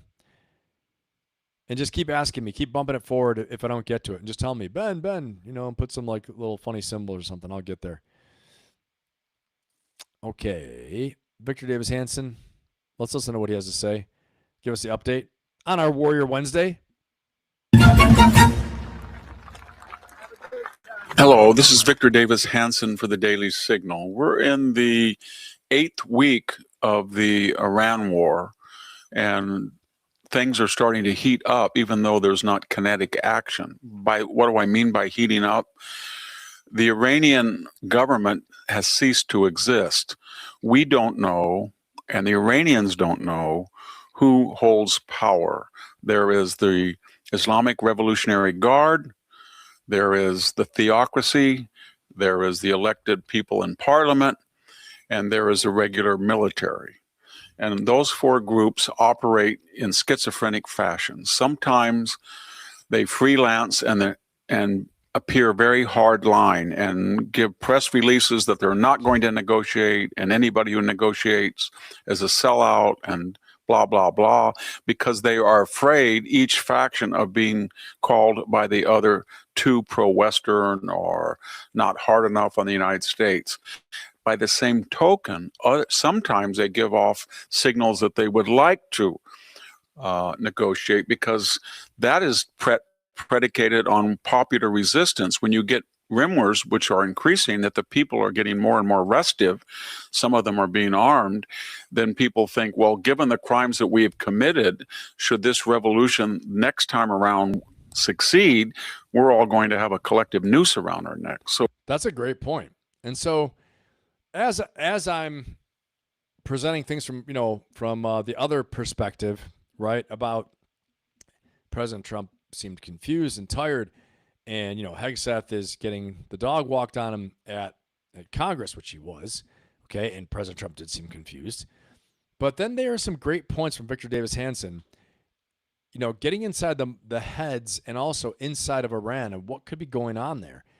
And I think he brings some great points here. He's an expert military historian, all those things, strategist, and he brings up some really powerful points that actually, on the ground in Iran, this could be what their calculus is, okay? Very interesting to hear this. And so put a 1 in the chat if you guys are tracking, okay? If you're tracking what Victor Davis Hanson is saying, and that you think, if you believe that in Iran, they're more afraid of their own people than they are the U.S., put a 1. If you think they're more afraid of the U.S. than they are of their people, put a 0. You know what I mean? Like, they're afraid of their people overthrowing them and just killing them. Or would they rather face the U.S. or would they rather face their people? You know what I mean? So a 1 in the chat if you think that they are more afraid of their people than the U.S. I'm probably totally confused everybody now. But just tell me what you think. There you go, Cedric. Tiam, okay. Yep. I agree. From what Victor Davis Hansen's saying, Jason, 0.5. Jonathan, right down the middle. I don't blame you. I don't blame you at all. Guys, don't forget to register for my free seminar this Saturday, 6 p.m. Eastern Time. The link is in the chat. It is totally free. I'm going to be presenting my Ferocious Optimist framework on identity, energy, and the environment, and how you make a breakthrough for yourself and your team this year. And if you're just leading yourself, lead yourself. But it's all about that Ferocious Optimist framework this weekend, because right now we're taking a look. It's Warrior Wednesday, and we are examining what the threats are, what the opportunities are. What are the things that are causing the world to seem like it's going to break? What are the things that are causing the world to seem like it's on fire? Lots of stress for us. But we're facing these threats head on by taking a look at them first and analyzing them. And don't forget, register for that seminar. It's free this weekend, totally. And I'd love to have you there. If you've been there before, no problem. You can come again. And it is a great time. And stay as well to the end of the seminar on Saturday for a Q&A with me. It's a private Zoom link, Zoom call, so I can see you. I can talk to you, actually put a face with a name. It'll be absolutely awesome. So hopefully you'll be there this Saturday. Love to have you. And while we're at it, don't forget to like, subscribe, and share. And if you're ready to have an accountability circle, if you're ready to go ahead and, level up this year, make a breakthrough, go ahead, look in the link in my bio, and you're going to see the link for my Ferocious Optimist community and membership. You can check that out. There's a video there that I've played many times before in our lives. I'll play it again, not today probably. But go ahead and click on that. You can learn everything you can about working with me, whether it's in my Ferocious Optimist community or one-on-one. And again, you'll learn all this stuff as well, too, on Saturday at my free seminar, where I'm going to hand to you something that's taken me over 30 years to develop, and that is my Ferocious Optimist framework, which will touch on your core identity, your energy, and your environment as the main things that will either make you or break you. All right, let's keep on rolling here, Victor Davis Hansen, and we'll get going. The bottom line, we can't figure out who's saying what.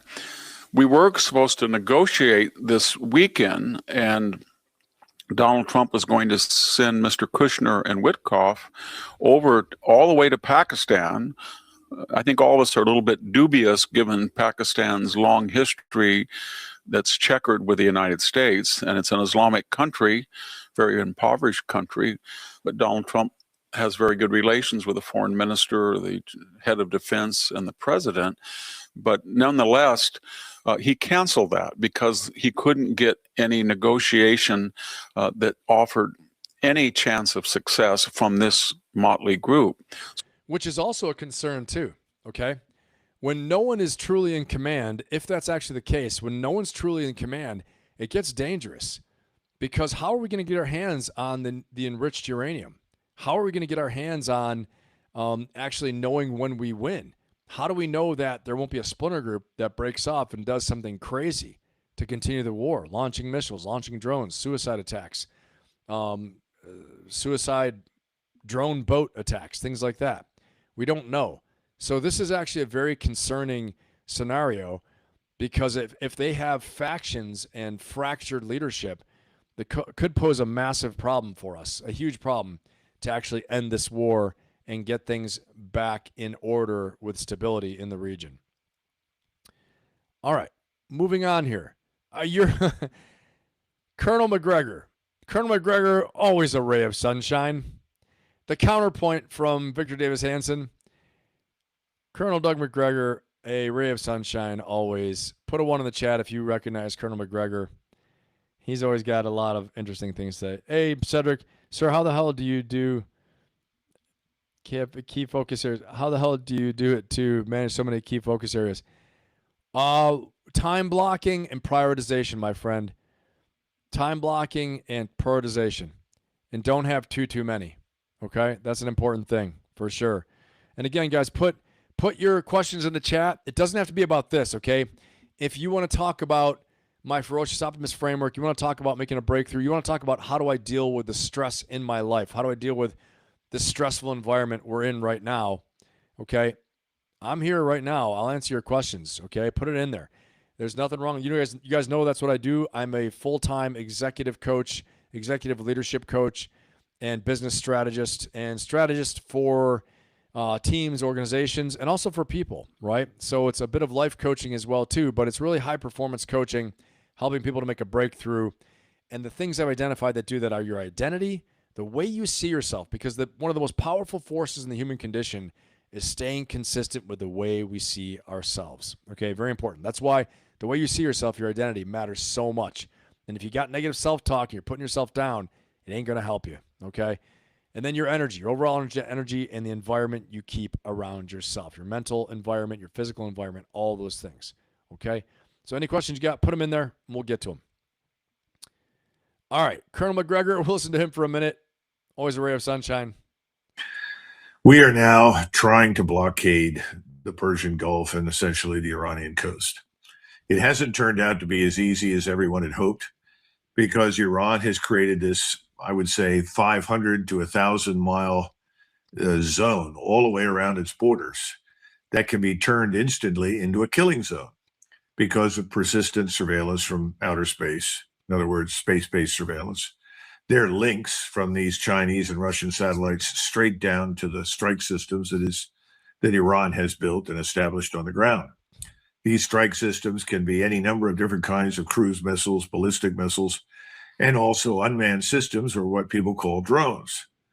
Within that sort of 500 to 1,000 mile range, if you can be seen, you can be targeted. If you can be targeted, you can be killed. All right, I just got to say, he's making it sound really Gucci right now. Really Gucci, really fancy. Direct links from the Russians and the Chinese. Come on, okay? You guys and I, we've all had Chinese stuff, right? We've all had, maybe not Russian stuff, but Chinese-made things. You know these things aren't working right, okay? I'm just saying. They've worked before. They gave them targeting information, yes, and they made a strike, and it was bad. It killed people, caused damage to us. Very true. But to make it sound like after so much bombing that these precision targeting systems are working flawlessly, like he's saying, I mean, I think McGregor is very, very smart. I do. But I don't buy that. That's the skeptic in me, okay? That's the Marine in me, who's always doubting the technology is always going to work the way you say it is. Because in my opinion, you can't say that these things are working so well, but while at the same time, the U.S. bunker busters and U.S. precision targeting things are not working that well because, U.S. stuff, our stuff's the best in the world, okay? So, I think he has a lot of great things to say. Colonel McGregor, very, very deep knowledge, lots of stuff good to say, but Doug McGregor, but I just disagree with that. I don't see this like super Chinese uplink from their satellites targeting information. I think they're fed coordinates that they plug into the missiles. That I don't think it's as fancy as he's saying. I think they get coordinates that are sent to them. They plug them into the missiles. Yes, targeting data, and they launch them. So, but again, have these things been damaged? Possibly. Is he right? Probably 50%. He has some part of it's right. I don't think it's as consistent and as bulletproof as he's making it sound right now, though. Okay, I just want to say that. And we got a shout out there. Who's out there? Greetings from Captain Windsor, Smoo Inscom. Awesome. Welcome. Good to have you here. Unpromotable colonels. Very true. They always have the coalition of colonels that are very disgruntled. Can you imagine this guy being in the coalition of colonels when you're trying to make a brief about something? Like, we have a new exciting idea. He's like, let me tell you 50 ways why it won't work, okay? And this is wow. And they have a lot of information. They have a lot and they know a lot. I'm not bashing that, but I've just seen it. That's your worst nightmare. Disgruntled, not happy, and they're not going to listen to what you have to say. So, but he's very knowledgeable. It's just what he was saying. I just don't fully agree with. Okay, what do we got here? Cedric, that's right. Go shop at Walmart. You might as well be in Beijing or Shanghai. Just say that's what I'm saying. That's what I'm saying, Joe. Exactly. It's exactly what I'm saying. Okay. All right. Rangers lead the way. All the way. Love it. Awesome. We got Ranger Barrett in here. Awesome. I love it. Okay, here we go. You can't move in and out of it with impunity, day or night. This is an enormous problem for the United States Armed Forces because unless they are willing to risk war with China and Russia by attacking their satellites with missiles launched from aircraft at high altitude, which could be done, you're stuck. You can't defeat it. You can't jam it effectively. You can't stop it. So this means that before we go into this next round, we have to take this into account. And that means you have to move the fleet away from the danger area. And if you're planning on using ground forces, and we seem to be bringing more into the region, that seems to be on the agenda. That's going to have to be done very carefully. I think this brings us to what's next. And I think what's next is a massive air and missile campaign that begins sometime on Monday that is designed to destroy the Iranian state and cause the disintegration of the Iranian society. That's pretty heavy stuff. Put a 1 in the chat if you agree with him. Put a 1 in the chat if you think we are going to go massive bombardment and massive, massive destruction. Put a 1 in the chat if you think that's what's going to happen. If you think he's right, Colonel McGregor's right, that we're going to do a massive bombardment starting this Monday, okay, and just completely, completely blast them. He said the collapse of Iranian society. Put a 1 in the chat if you agree. I don't know if I agree with that. I think this is like, I think this is falling into the whole trap because then, then we're going to go ahead and invade and yeah, I don't agree. I agree with you, Buff. I don't think so.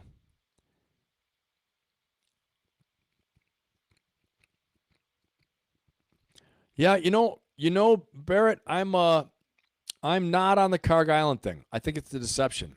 I think we wouldn't do Karg Island because you have to get through the straits anyway. So my opinion is I think, and I've said this many times in my live stream, but I think that Keshem Island, Larak Island, and Bandar Abbas actually seizing the straits takes all the Iranian cards off the table, and they can do whatever they want. After we have the straits, it's over. We can control the strait, and that's it. Now, the price would be massive. But to get to Karg, you got to pay a massive price also. Unless we do some type of amphibious landing from Kuwait or from Saudi Arabia to Karg Island. So I just think logistically it's nearly impossible. It's nearly impossible with what we have, the assets we have right now, in the positioning we have. So that's my opinion. Yep. Nope. I don't think so either. Yep. I agree with that, Buff. 100%. Cedric, recruitment for terrorists. Yeah, that's how it goes usually. That is how it goes. That is how it goes. All right, Colonel McGregor, you had your time. Bye-bye. Here we go. Ambassador John Bolton is going to tell you why it's time to seize the regime. That Iran has just informed us that they are in a state of collapse.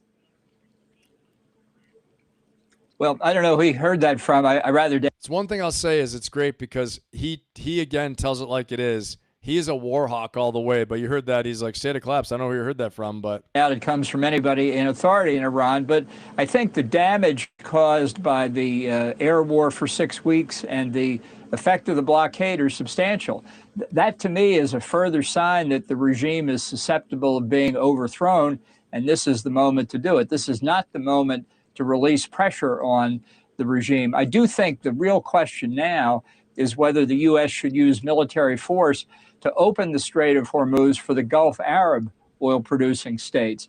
I think we need to reestablish deterrence against Iran doing this in the future, because if we don't do it now, they'll turn the Strait of Hormuz on and off like a light switch. Guys, I've said it before in my videos. Watch my other videos. And even we could pull one up right now, but my other videos, I walk the dog on exactly how we would do this, right? We build up an Iron Mountain in Iraq and Kuwait. We push across, seize the Khuzestan oil fields with Big Green and the army machine. We seize Bandar Abbas, Strait of Hormuz, Keshem Island, that area. Keshem Island's huge, but we seize strategic positions there with the Marine Corps. It's going to take an actual Marine Expeditionary Force to do this. You're going to need like thousands. Now, I don't mean like 3,000 or 5,000. I mean like we're going to need like 30,000 Marines to show up in the area, seize Bandar Abbas, and that's it. You got Khuzestan oil fields, the main oil fields. That's where all the oil that's in Karg Island comes from. Khuzestan, not that well defended. The huge mountain range is behind Khuzestan, further east, protecting Tehran. Those are flat oil fields from Iraq. You rush across, steal those, invade Bandar Abbas, and now you control the straits. Okay, and invading Bandar Abbas, I'm loosely saying that. I mean controlling strategic points so that they can no longer close the strait with firepower. Okay, the mine sweeping, I don't know what to do about the mines. The mines, either depth charges, something, I don't know what they would have to do, but they have to consider them and do something. Like Pete Hegseth said, we have classified things you don't know about. Well, then it's time to use them. Time to use them there. Secretary of War, time to use them. So that's my 2 cents on that. But let's keep on listening here, and then we'll roll on next to Russia and then the economy. Been long a proponent and long argued that there must be regime change in order to remove the nuclear threat. How do we accomplish regime change without going in ourselves? Because the people of Iran are overwhelmingly opposed to this regime. It's at its most unpopular point since it took power in 1979. Young people, people under 30 or 2/3 of the population, they know they could have a different way of life. The women are dissatisfied now over 3 years after the murder of Mahsa Amini, the young Kurdish woman who defied the dress code. And that's a real challenge to the legitimacy of the Ayatollahs themselves. The economy is a wreck. It was a wreck before the war. And despite those who say that the bombing doesn't seem to have had much effect, it has been a very substantial impact on institutions of state power like the Revolutionary Guard. I think the regime is disrupted at the top. What we should be doing is helping the opposition, providing them with resources, helping them get organized. And again, as I said before, as what he's saying, what we do is we go ahead and we have to build up a quick reaction force in Iraq, or seize the Khuzestan oil fields, as I said, or don't seize them. Have a quick reaction force ready, start a special forces campaign to raise the opposition, raise the insurgency, to overthrow the government, okay, as he's saying. And honestly, you don't even need to seize the Strait of Hormuz, but this needs to be happening, like Ricky Tick, like getting done now. And so, but if you seize the Strait of Hormuz, you take all the cards off. Now, there'd be massive casualties, big pain, blood and treasure expended, of course. It would be brutal, terrible. So if we don't do any of that, big special forces campaign, and, all of SOCOM trying to raise an insurgency in Iran. I'm sure it's already going on right now. We talked about this early on, about the Kurds buying 100 technical vehicles, Toyota Land Cruisers in Iraq, them getting all kitted out, special forces, CIA on the ground. They're probably trying to make contact with pilot teams of the insurgents and trying to, start this insurgency in Iran. Okay. I'm sure it's going on right now. It takes time to grow, and it's just going to take time, take a lot of time. It might take more time than we want. Here's the thing. Meanwhile, the ticking time bomb of the economy as the straits are closed is real. This is real. That's why I'm saying if we want to end it fast, we need to take bigger action. But if we're willing to pay the price in the economy, which I think is not what we're willing to pay, then you can do the slow approach. But something needs to happen. Something needs to give. All right. Now, moving on, everybody. I'm going to get in the chat, see what kind of questions we have in the chat really fast. But moving on, we are going to go bebop over to Russia really quick before we go in the economy really quick and cover that. Okay? Joe Saunders, the quote, war is young men dying and old men talking. 100%. That is very true. That's a great point. Yep. Classified kind of tools. Here is our true policy to steer clear of permanent alliances with any portion of the foreign world. Yeah, that's old school right there, right?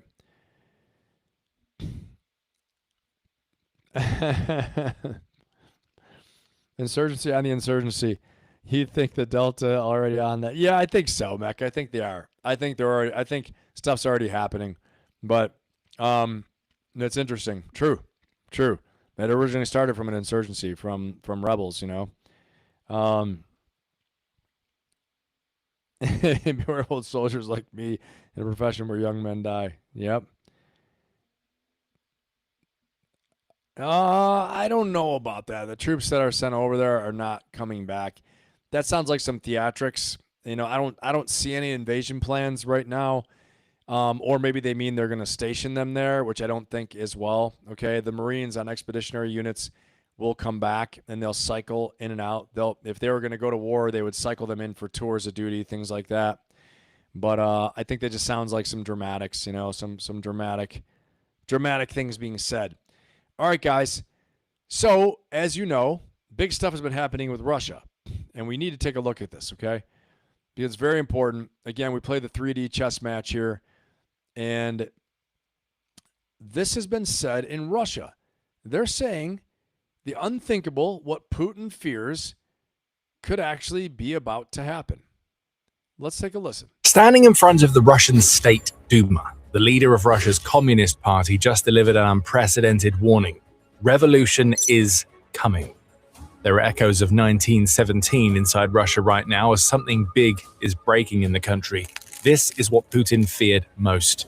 People are turning against him. The Tsars of yesteryear are coming to haunt him, and all that Putin can do is try to swim against the rising tide that threatens to sweep him away. The revolution is coming. That's what Gennady... Okay. This is from their veteran leader of Russia's Communist Party was saying that the revolution is coming in Russia. Okay, this is what Putin fears, the people turning against him. Why do you think he's lurching towards a war with NATO? Why is he lurching towards, keeping this war going, not lurching, committed totally to the Ukraine war? Because he wants to stay in power, and he knows if he loses this war after losing 1 million soldiers and spending so much of the Russian economy on this war, and he comes up with nothing, he's out. He's done. They're going to kick him out, get rid of him, it'll be over. Okay? So this is a very real thing for the Russians, and it's actually shocking to hear that. I should say probably not shocking, but who would have thought this before the Ukraine war that Putin would be overthrown? He had a state security apparatus that would put down any opposition, liquidate people, kill people, assassinate, imprison, keeping him in power, as a typical dictator would do. He's been in power for, 30 years almost? And so, to see this now, that a Russian communist leader openly said this, and Putin can't do anything about it. Normally, this guy would be in prison by now, okay?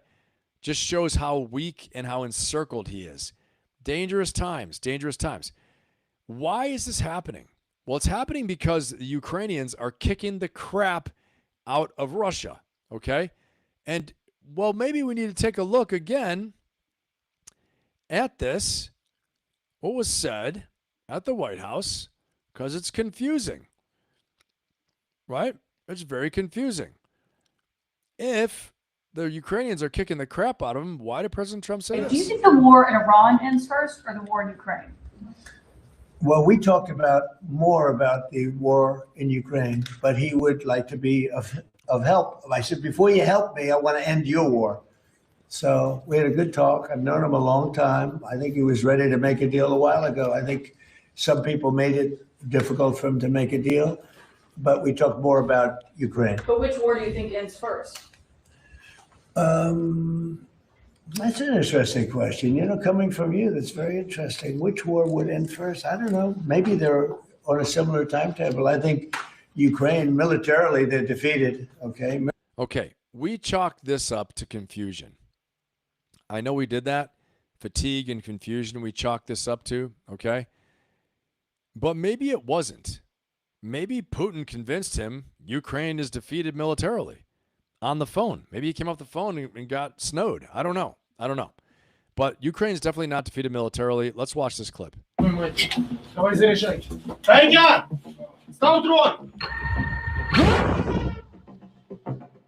Ми зараз перебуваємо на позицію. We are at a position with Ukrainian drone operators, interceptor units. Their main task is to take down Russian drones, both strike and reconnaissance. Або ж розвідувальні дрони.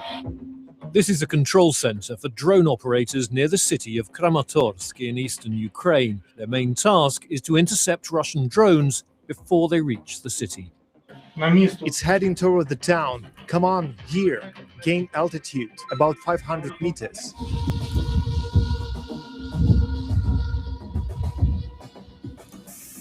Ukrainian soldiers have detected a Russian... All right, so that's how they're killing off the Russian drones, with their own drone interceptors like this. And incidentally, in case you didn't know it, there's a news report that came out saying that Ukraine has buried 10,000 drone sensors that are acoustic drone sensors in the deserts of Saudi Arabia to stop Iran's Shahed drones, which is what Russia has, Shahed drones as well, that they got from Iran. They got the blueprints from Iran, okay? So the Shahed drones are the threat, and the Ukrainians helped Saudi Arabia bury 10,000 of these drones, or 10,000 acoustic sensors for these drones in the desert, okay? So Ukraine has got this dialed in pretty well, which is why Russia is saying the revolution is happening, okay? Which is why the general, the veteran leader of the Communist Party, is saying that this is happening. Leader of Russia's Communist Party warned during the plenary session of the State Duma, which is Russia's lower house of parliament. His words come ahead of elections in September, and they are barbed in their criticism, even as Zyuganov cleverly negotiates his way through the pitfalls of modern Russian politics. We're doing everything we can to support Putin and his strategy and policies, but you, the government, are not listening, Zyuganov declared in words that seem far more supportive of Putin than they actually are. Putin is the government. His cronies are the ones who are failing. Cleverly, Zyuganov lays blame at Putin's feet while falsely acting as though none of this is Putin's fault. It is. See, so I'm just telling you guys, this is going to be crazy time in Russia. He is in big threat. Will he start a war with NATO? This is the scary thing. This is the crazy, scary thing. We need to see where our poll is at. Last poll, is Iran in a state of collapse, or will they keep fighting? Yes, they are, 56%. The tide has turned. 1 hour ago, 27 votes. Okay. Everybody thinks they're in a state of collapse now, based upon some of the articles, based upon some of the videos. I think that's right. Now, the question I'm going to ask this is, will Putin start another war to stay in power?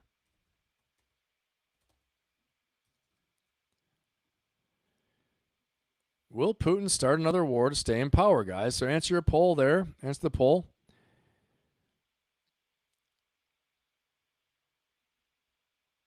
Let's see here. Oh, that's cool. That's pretty cool, Barrett. Nice. Awesome. Special Forces and Five Eyes. Awesome. Great to have you in here. Now, oh, that's wild. That's awesome. I'm sure there's a lot of stuff. I'm sure you have a lot of stories. It's amazing. I was actually a Marine Corps attaché myself, so got some international experience. I was a foreign area officer as well, too, aside from Force Recon, the Raiders, and all that stuff. So definitely got some similar stories. I'm sure we could exchange notes. But, yeah, guys, there's a lot to consider here. And that's a concerning thing for me is strategically, will Putin start another war in order to stay in power? Very concerning. You know, this is scary stuff, right? Listen to what he has to say here about how the world order is changing. Listen to this. Strong and bold idea to forge a shared and comprehensive understanding of the future of a world that has now entered an era of deep and profound structural change. Recent events clearly show that all the fundamental elements of global growth, from the economy and finance to technology and demographics, are now all changing in a truly irreversible way. Conventional methods and traditional approaches, along with the long-established norms and the rigid rules that govern the landscape of international relations, are steadily and gradually losing their overall relevance, in part due to the specific actions taken by Western states, which are currently losing their long-held leadership positions and are giving way to the emerging new centers of economic growth found throughout the vast global south. A far more complex and multipolar architecture of global development. Multipolar architecture, okay? So he's saying they're going to be centers of power. Right now, the U.S., China, and Russia. And he's giving props actually to Iran. If Iran survives this, they'll become the fourth center of power. Multipolar world. Previously, honestly, probably even before Iran, it was a unipolar world for the most part, okay? There was a unipolar moment after the fall of the Soviet Union as well, too. And so Putin, though, is trying to forecast how the world will be in the international arena and geopolitics and the international relations based upon what he wants, actually. Okay, let's listen a little bit more. Is currently taking shape right before our very own eyes. Within this global framework, a role of ever-increasing significance is being played by those sovereign nations that possess a genuine understanding and a deep, profound appreciation for the vital importance of national sovereignty across the... Okay, when he talks about national sovereignty, he means leave me alone. Let me do what I want to do, okay?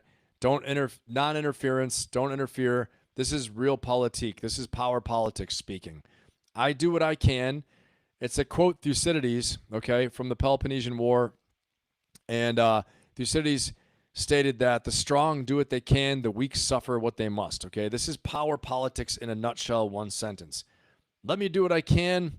The weak have to suffer what they must, okay? That's his policy. This is Putin's international relations outlook, which, you know, honestly, I think President Trump falls in line with fairly well, but not completely, because he's not as pragmatic as you would think. He takes risks that Putin probably wouldn't take, and maybe I'm wrong about that, but that's just my quick take, okay? That's what he's saying. But again, remember, everything Putin does is in order to keep himself in power. It's about his legacy, himself in power, all those things like that. And if it falls in line for Russia as well, then so be it.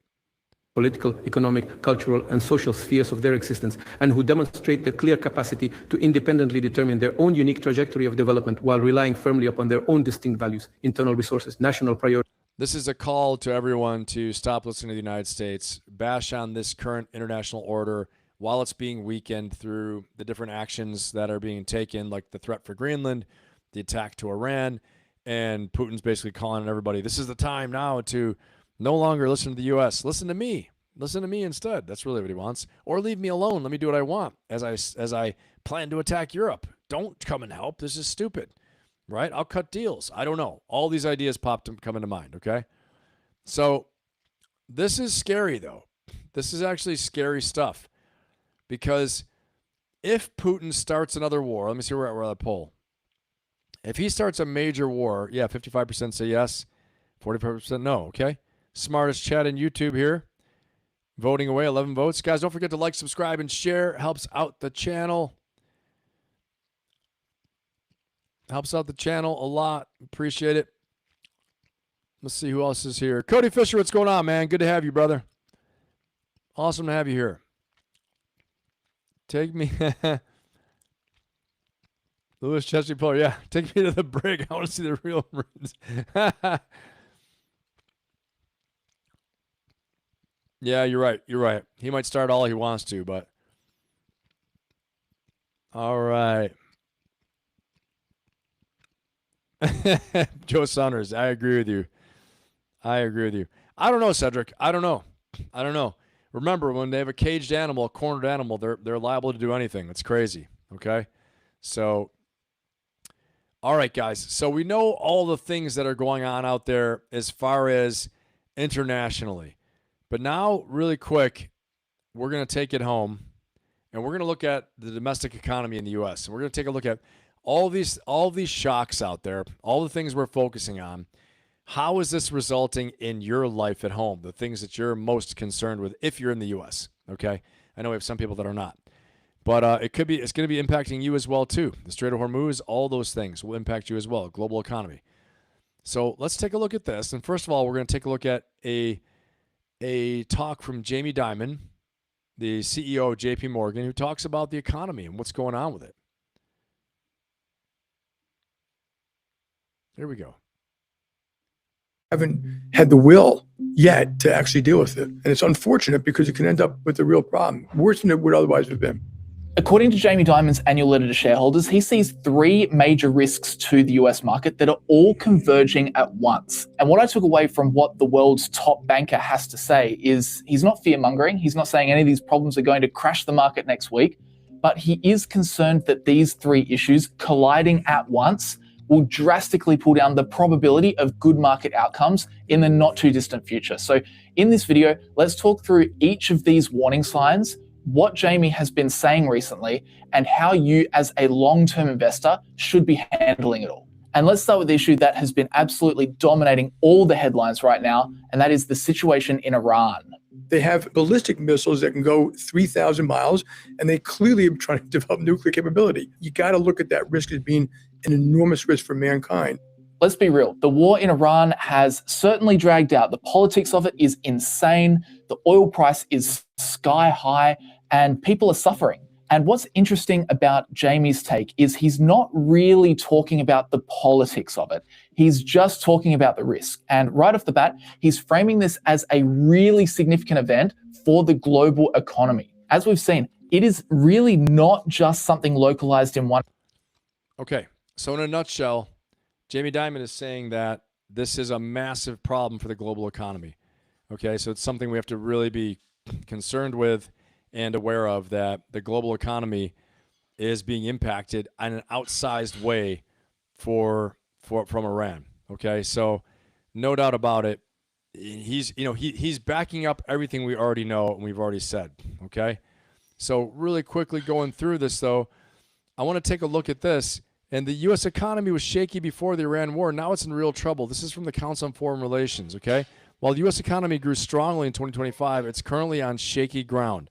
Spiking inflation, static interest rate, the ongoing Iran war, and other dynamics have contributed to a difficult economic moment ahead of these midterm elections. So craziness right here, right? Iran's closure of the Strait of Hormuz after February. Asia has been particularly hard hit. More than 80% of the oil that typically transits the strait goes to the region, as we've said before. The world's largest oil producer and net exporter, the U.S., is not immune to the global developments. The U.S. consumers see the effect every time they pay at the gas station, right? Why are the gas prices so high? Why is it so high if we are a net exporter of oil? All these questions, okay? So there's a lot to consider here with the economy. There's a lot to consider from the impact on this.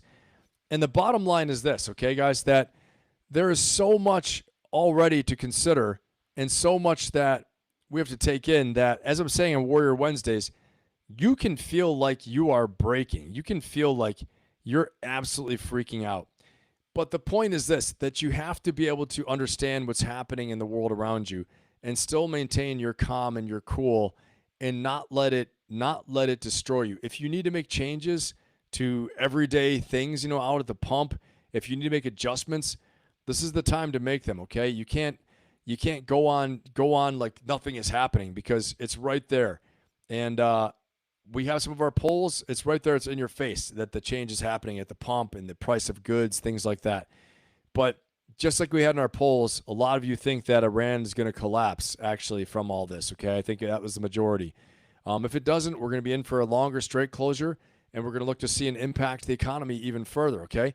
But there is a little bit of good news, here that I'll share really quickly. All right. And a little bit of good news coming from The Economist.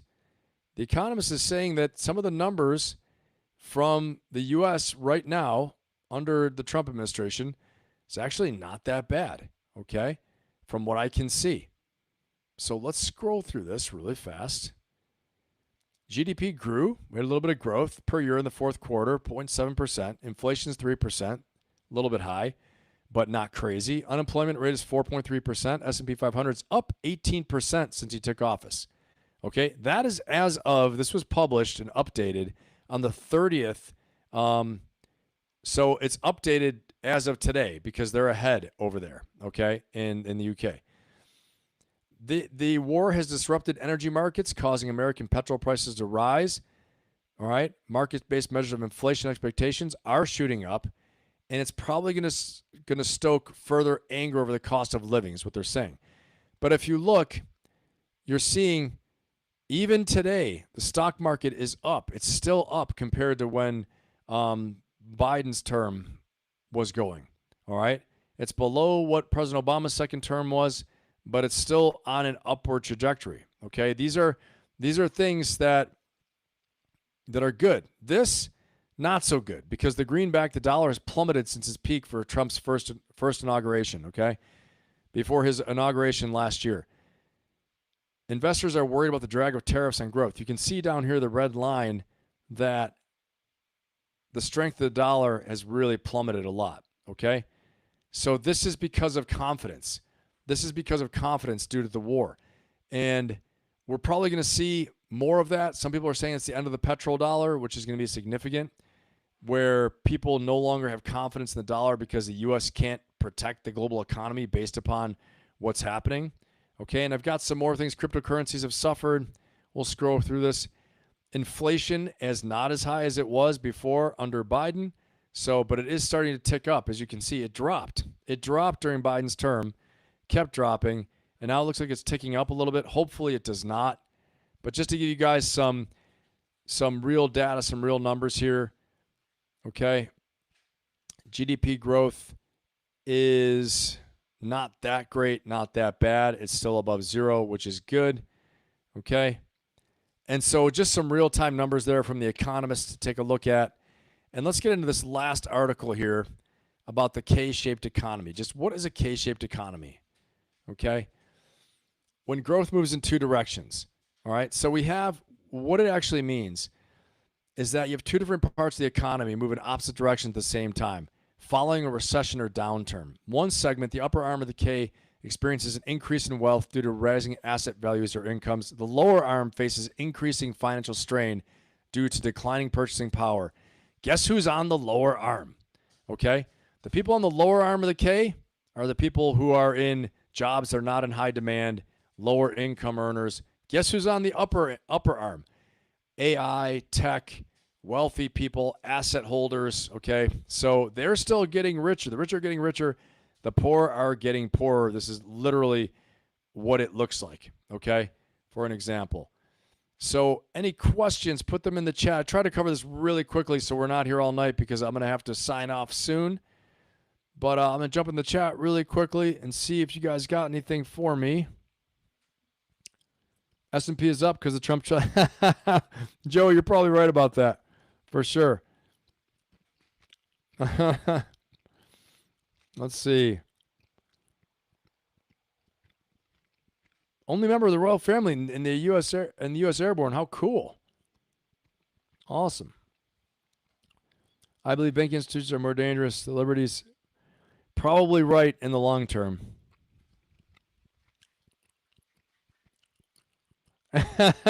Mark, you don't buy it.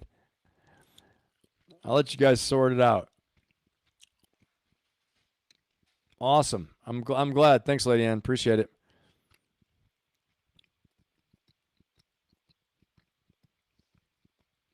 Okay, guys. UAPs, Cedric, we're going to do it. We're going to go into UAPs soon. I got to do it. You're right. I'm excited about that. We're going to do a full deep dive, though, like a full episode on it, because I think it'll be awesome. I had to get some kind of expert in here, too. No, I don't know, Cedric. I think they're probably both, but I think they're probably actually, we're going to discover there's actually really some unidentified aerial phenomena that are actually extraterrestrial. So yeah, not from this world. That's what I think, and I hope I'm right, but I hope they don't destroy us either at the same time. All right, guys. Hey, it's been real. Again, I appreciate your support. Great to have you guys here. As I always say, make yourselves better, make the world better. Have an amazing, amazing rest of your week. I'll see you on Friday. Believe in yourselves. I believe in you. Sign up for my free seminar this Saturday, 6 p.m. Eastern Time. The link is in the chat. Okay, don't forget to sign up for that. And if you guys are interested in working with me, you're interested in joining my Ferocious Optimist community and membership, my coaching membership, It's absolutely fantastic. You get an accountability circle, monthly group coaching sessions, challenges in the community. I'll coach you from the DMs in the Ferocious Optimist community. Okay, you can click the link in my bio, learn all about it. There's a video in there to watch. It's absolutely awesome. We got some members right here in the audience right now, also members of the Inner Circle, my weekly group coaching membership, the Inner Circle Mastermind. I got some members in here as well too. And if you like this, you will love that. All right. So I'll see you on Saturday. Sign up for the free seminar in the chat. It's a pinned comment in the chat. Costs you nothing. It'll be absolutely awesome. Private Zoom call. You can ask me questions. We'll see each other, talk, all this stuff like that. I'm going to present to you my Ferocious Optimist framework on identity, energy, and the environment. Okay, the ways that you're going to make a difference, make a breakthrough this year in your life. And if you have any questions, reach out, ben@benpappas.com. If you'd like me to speak at your event or to conduct training for your team, again, ben@benpappas.com. All right, guys, go get yours. I'll see you soon. Take care.